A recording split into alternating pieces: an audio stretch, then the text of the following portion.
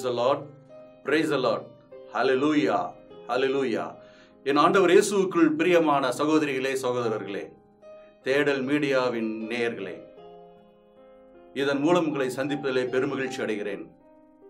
இன்று நாம் தவக்காலத்தின் 2ஆம் ஞாயிறை கொண்டாடுகிறோம். தாயாம் திரு அவை நம்மை ஆண்டவரின் உருமாற்ற பெருவிழா, தோற்றமாற்று பெருவிழா நிகழ்ச்சியை கொண்டாட அழைக்கின்றது. நாம் சிந்திக்கலாம், நாம் தவக்காலத்தில் இருக்கின்றோமே, எப்படி நமக்கு ஒரு மகிழ்ச்சியான ஒரு உன்னதமான நிகழ்ச்சியை திருச்சபை நமக்கு அளித்திருக்கிறது என்று. சோதனையை பற்றியோ, ஜெபத்தை பற்றியோ, இறை வேண்டலை பற்றியோ, தவத்தை பற்றியோ பேச வேண்டிய இந்த காலத்திலே ஏன் திருச்சபையானது நமக்கு ஆண்டவருடைய உருமாற்றத்தை பற்றி சிந்திக்க அழைக்கிறது என்று சிந்திப்போமானால், ஆண்டவருடைய மகிமையையும் மாட்சிமையையும் அவருடைய வல்லமையும் உணர நாம் கடமைப்பட்டவர்களாக இருக்கின்றோம் என்பதற்காகத்தான் திருச்சபை நம்மை இந்த நற்செய்தி வாசகத்தின் மூலம் சந்திக்கின்றது. இறை இயேசுவில் எனக்கு பிரியமானவர்களே, ஆண்டவருடைய உருமாற்றத்தின் போது பல நிகழ்வுகள் நடந்தன. ஆண்டவருடைய முகமும் ஆண்டவருடைய ஆடையும் மிளிர்ந்ததாக, எந்த ஒரு சலவைக்காரராலும் வெளுக்க முடியாத அளவிற்கு மிளிர்ந்ததாக வாசிக்கின்றோம். அவ்வாறு மிளிரும் பொழுது நாம் எவ்வாறு இருக்க வேண்டும், ஆண்டவரோடு ஐக்கியப்பட வேண்டும், நாமும் ஆண்டவரை முழுமையாக அறிந்து கொள்ள வேண்டும் என்பதைத்தான் அங்கு குறித்து காட்டுகின்றது. ஆண்டவருடைய தோற்றமாற்றமானது நமக்கு என்ன சொல்கிறது என்றால், ஆண்டவருடைய முகமும் ஆடையும் ஒளிர்ந்தது போல அவருடைய உன்னத சீடர்கள் அவரை கண்டுகொண்டது போல நாமும் அவரை கண்டுகொள்ள வேண்டும். இந்த தவக்காலத்திலே அவரை நாம் முழுமையாக புரிந்து கொள்ள வேண்டும். அவ்வாறு நாம் புரிந்து கொண்டால் ஆண்டவருடைய உருமாற்றத்தை எவ்வாறு சீடர்கள் அனுபவித்தார்களோ அதே போல நாமும் அனுபவிக்க நமக்கு நிச்சயமாக வாய்ப்புகள் உண்டு. ஆண்டவருடைய உருமாற்றத்தின் போது மோசேவும் எலிசாவும் ஆண்டவரை சந்தித்து உரையாடுகின்றார்கள். அந்த சந்திப்பானது ஒரு உன்னத சந்திப்பு.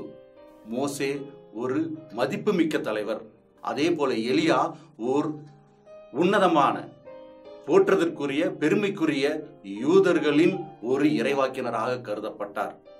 இருவரும் அந்த ஆண்டவர் இயேசுவை அங்கு மலையிலே சந்தித்த போது என்ன நடந்தது என்றால், அவர்கள் அனைவரும் மூவருமாக சேர்ந்து ஆண்டவருடைய பாடுகள், இறப்பு, உயிர்ப்பை பற்றி, அதாவது பாஸ்கா காலத்தினுடைய மறை உண்மைகளை பற்றி பேசியதாக இறை வல்லுநர்கள் சொல்கின்றார்கள்.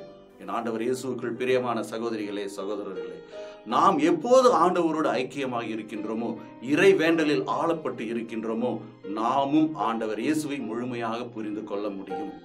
இந்த இருவரும், மோசேவானவர் எகிப்தினுடைய அடிமை தலையில் நின்று இஸ்ரேல் மக்களை விடுவித்து வாக்களிக்கப்பட்ட நாட்டிற்கு அவர்களை அழைத்து செல்கின்றார்.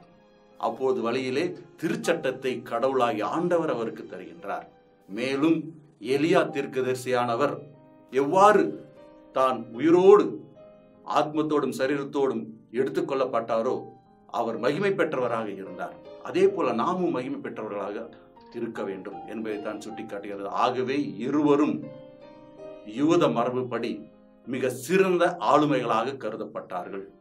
ஆகவே இங்கே நாம் புரிந்து கொள்ள வேண்டியது என்னவென்றால், ஆண்டவருடைய பாடுகள் மூலம், இறப்பின் மூலம், ஆண்டவருடைய கல்வாரி பலியின் மூலம் இந்த மறை நிகழ்வானது முழுமை பெறுகின்றது. திருச்சட்டமும் ஆண்டவருடைய இறைவாக்கும் நிறைவு பெறுகிறது என்பதை நாம் புரிந்து கொள்ள வேண்டும். அதைத்தான் மத்தேயு 5ஆம் அதிகாரம் 17ஆம் வசனத்திலே வாசிக்கின்றோம். திருச்சட்டத்தையோ இறைவாக்குகளையோ நான் அழிக்க வரவில்லை, மாறாக அவற்றை நிறைவேற்றுவதற்காக வந்தேன், அழிப்பதற்காக அல்ல என்று சொல்கின்றார். என் ஆண்டவர் இயேசுவுக்குள் பிரியமான சகோதரிகளே, சகோதரர்களே, இந்த உருமாற்ற விழா நமக்கு எதை கற்பிக்கின்றது? 3 முக்கிய விழுமியங்களை நமக்கு சொல்லித் தருகின்றது. முதலாவதாக, ஆண்டவர் இயேசு தன்னுடைய சீடர்களுக்கு தான் இறைமகன், நான் கடவுளால் அனுப்பப்பட்டவன் என்பதை அனைவரும் உணர்ந்து கொள்ள வேண்டும் என்பதற்காக சொல்கின்றார். அவர்களுக்கு எளிதாக புரிந்து கொள்ளும் பொருட்டு அவர்களுக்கு சொல்கின்றார். யோவான் 6ஆம் அதிகாரம் 40ஆம் வசனத்தில் வாசிக்கின்றோம், மகனை கண்டு அவரிடம் நம்பிக்கை கொள்ளும் அனைவரும் நிலைவாழ்வு பெற வேண்டும் என்பதே என் தந்தையின் விருப்பம் என்று சொல்கின்றார். இரண்டாவதாக, ஆண்டவராகிய இயேசு கிறிஸ்து தான் இறைமகன் என்பதை நிரூபித்த பின் தான் பாடுகள் பட வேண்டும், துன்பங்களை அனுபவிக்க வேண்டும் என்பதை முழுமையாக அவர்கள் புரிந்து கொள்ள வேண்டும் என்பதற்காக அவர்களுக்கு சொல்லித் தருகின்றார். அதைத்தான் லூக்கா 12ஆம் அதிகாரம் 50ஆம் வசனத்திலே வாசிக்கின்றோம். நான் பெற வேண்டிய ஒரு திருமுழுக்கு உண்டு, அது நிறைவேறும் அளவும் நான் மிகவும் மன நெருக்கடிக்குள்ளாகி இருக்கிறேன் என்று சொல்கின்றார். இயேசுவில் எனக்கு பிரியமான சகோதரிகளே, சகோதரர்களே, ஆண்டவர் இயேசு மட்டுமல்ல, நாமும் அவருடைய சீடர்களும் அவரை யாரெல்லாம் பின்பற்றுகின்றோமோ அவர்கள் அனைவருமே துன்பத்திற்கு ஆளாக வேண்டும் என்பதையும் மூன்றாவதாக நமக்கு கற்பிக்கின்றார். அவரும் தான் பாடுபட போவதை முன்னமே அறிவிக்கின்றார். அதைத்தான் லூக்கா 9:22 வாசிக்கின்றோம். மானிட மகன் பலவாறு துன்பப்படவும் மூப்பர்கள், தலைமை குருக்கள் மற்றும் மறைநூல் அறிஞரால் உதறி தள்ளப்பட்டு கொலை செய்யப்படவும் 3ஆம் நாளில் உயிருடன் எழுப்பப்படவும் வேண்டும் என்றார். மேலும் 1 பேதுரு 3:15 வாசிக்கின்றோம். கிறிஸ்துவும் நம் பாவங்களின் பொருட்டு ஒரே முறையாக இருந்தார், நீதியுள்ளவராகிய அவர் நீதியற்ற நமக்காக இறந்தார் என்று வாசிக்கின்றோம். நாம் எப்பொழுது இதை புரிந்து கொள்கின்றோமோ, எப்பொழுது சீடர்களுக்கு ஆண்டவர் இயேசு கற்பித்ததை நாம் அறிந்து கொள்கின்றோமோ, முழுமையாக புரிந்து கொள்கின்றோமோ, அப்பொழுது ஆண்டவர் இயேசுனுடைய வல்லமையை, வலிமையை, அவருடைய இறை தன்மையை, தெய்வீக தன்மையை நாம் அறிந்து கொள்ள முடியும். நமக்கு 3 முக்கிய குறிக்கோள்கள் இந்த உருமாற்றத்தின் மூலம் நாம் புரிந்து கொள்ளலாம். முதலாவதாக, நாம் ஆண்டவரோடு ஜெபத்திலே ஐக்கியப்பட்டிருந்தால், இறைவேண்டலிலே ஒன்றித்திருந்தால், நிச்சயமாக நாம் கடவுளினுடைய சாயல், கடவுளால் படைக்கப்பட்ட உன்னத படைப்பு என்பதனை நாம் அறிந்து கொள்ள முடியும். இரண்டாவதாக, நாம் முழுமையாக நாம் ஆண்டவருக்கு நம்மையே கையளித்தால் நாம் அவருடைய அன்பு பிள்ளைகளாக மாற முடியும். மூன்றாவதாக, இந்த உலகத்தினுடைய கஷ்டங்களும் நஷ்டங்களும், நம்முடைய அனைத்து துன்பங்களும் இன்பங்களும் எப்போதும் நிலையானவை கிடையாது. அவை எப்பொழுதும் மாறக்கூடியவை. ஆகவே நம்முடைய குறிக்கோளும் நம்முடைய நோக்கமும் ஆண்டவரை அடைய வேண்டியது. அதற்கான வரத்தை நாம் வேண்டுவோம். மேலும் நாம் நம்மை பற்றி சிந்திக்கின்ற இந்த வேளையிலே, நான் ஆண்டவருடைய இந்த உருமாற்ற பெருவிழாவிலே அவருடைய மகிமையை, வல்லமையை, அவருடைய இறைத்தன்மையை முழுமையாக அறிந்து கொள்ள முடிகிறதா என்று சிந்தித்து பார்க்க கடமைப்பட்டவர்களாக இருக்கின்றோம்.